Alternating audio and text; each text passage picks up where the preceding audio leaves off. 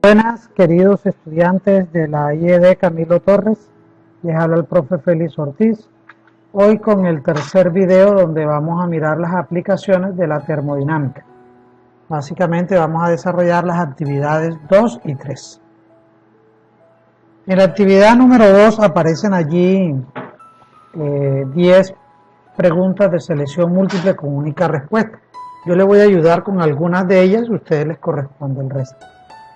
Por ejemplo, la pregunta número 4 dice que a recipientes iguales que contienen respectivamente 1 litro, 2 litros y 3 litros de agua, es decir, los recipientes son iguales, pero tienen diferentes cantidades de agua. Se les suministra calor hasta que llegan a los puntos de ebullición. Recordemos que el punto de ebullición del agua es de 100 grados centígrados, sin importar la cantidad de agua que haya. Siempre el agua va a hervir a 100 grados centígrados. Lo que cambia allí es el tiempo, la duración que alcanza, la duración para alcanzar esos 100 grados centígrados, para alcanzar la ebullición. Luego dice, si la temperatura inicial del agua en los 3 recipientes es la misma, la cantidad de calor absorbida por el agua hasta el momento en que alcanza el punto de ebullición es. Entonces, obviamente, a mayor masa, a mayor cantidad de agua, va a absorber mayor cantidad de calor. Entonces dice que la cantidad de calor absorbida por el agua hasta el momento en que alcanza el punto de ebullición es A, la misma en los 3 recipientes. No, obviamente que no. Si tiene mayor masa, debe absorber mayor cantidad de calor. La B dice que es independiente del volumen del agua. Ya vimos que no. Sí depende del volumen del agua. La C dice que es independiente del volumen del agua. Perdón, la B dice que es dependiente del volumen del agua. O sea que es correcto hasta aquí. Pero luego dice que es independiente de la temperatura inicial. No, la temperatura inicial es igual. Entonces sí depende. Si la temperatura inicial fuera diferente, pues la absorción de calor también fuera diferente. La C dice que es dependiente del volumen del agua. Claro que sí. Y de la temperatura inicial también. Entonces la respuesta es la C. ¿Qué descarta la D?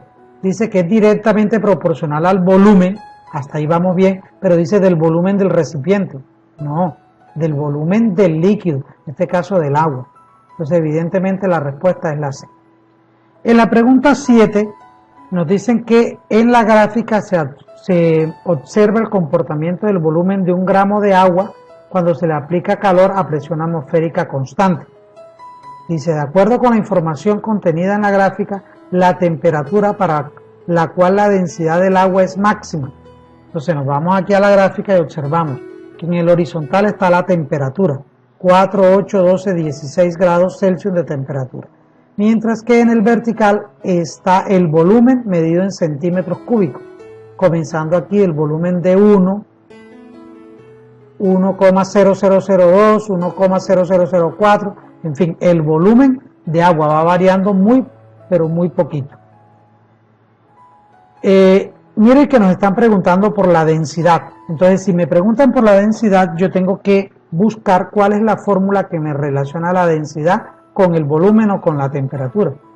Y evidentemente encontramos que la densidad se define como la masa, la relación de la masa entre el volumen. Es decir, que la densidad es directamente proporcional a la masa, pero también es inversamente proporcional al volumen. O sea que si yo quiero que la densidad sea máxima, necesito que el volumen sea mínimo. Si el volumen es mínimo, entonces la densidad es máxima. Entonces me voy aquí a la gráfica y observo que el volumen mínimo está aquí. Entonces si el volumen aquí es mínimo, entonces aquí la densidad tiene que ser máxima, que es lo que me están pidiendo.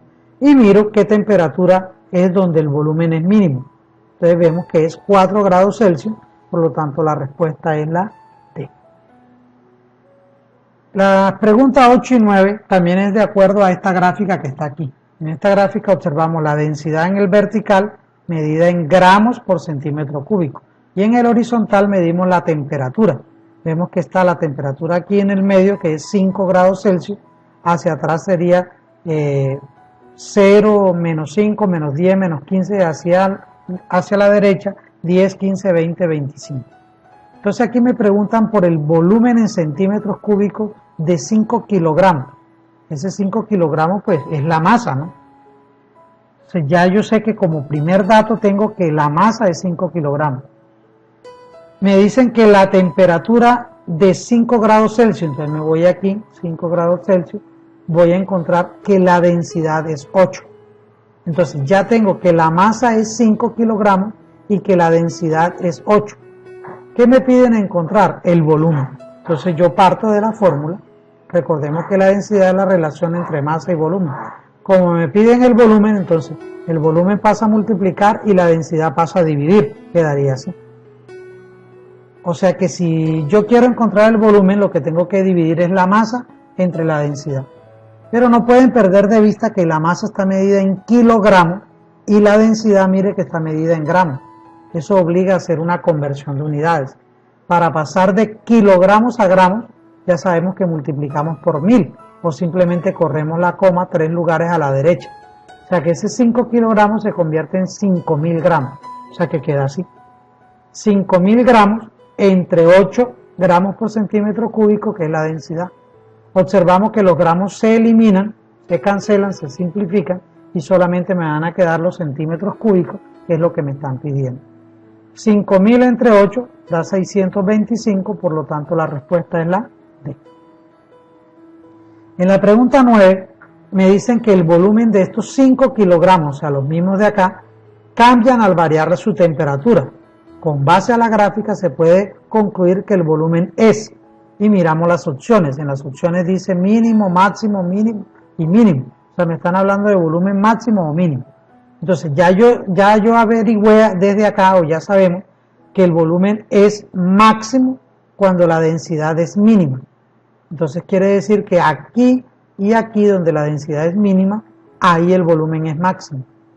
Entonces no me conviene porque hay dos resultados. Entonces voy a mirar cuando el volumen sea mínimo. ¿Cuándo el volumen es mínimo? Cuando la densidad sea máxima. Y ahí sí tenemos un punto. Aquí en este punto tengo la densidad máxima. Si la densidad es máxima, entonces el volumen es mínimo. Entonces la opción tiene que decir mínimo, ¿verdad? ¿Dónde dice mínimo? En la A, en la C, en la D. Ahora, ¿dónde es mínimo? ¿En qué temperatura? Mire, es mínimo en la temperatura de 5. Entonces evidentemente la respuesta es la C, dice mínimo cuando la temperatura es de 5 grados Celsius. Bueno, en la actividad número 3 es un completo, hay varios allí, hay 8.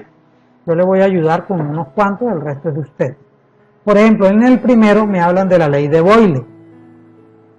Me dice que la ley de Boyle afirma que la presión de un gas es inversamente proporcional al volumen cuando la temperatura es constante. ¿Cuál es la ecuación de esto? Así. Y ahí está completado el primer enunciado. Le voy a ayudar ahora con el tercero. El tercero me habla de la ley de Charles. ¿Por qué sé que es la ley de Charles? Porque dice que la presión constante, es decir, la presión es constante, la temperatura y el volumen son directamente proporcionales. ¿Cuál es la ecuación de la ley de Charles? Mírela ahí. Y así ustedes van completando el resto. Por ejemplo, la 5 dice, el hecho de que un alimento se alcance el cero absoluto de temperatura garantiza que los alimentos retardan su proceso de descomposición. Este es un ejemplo claro de la ley de entropía o sencillamente tercera ley de la termodinámica.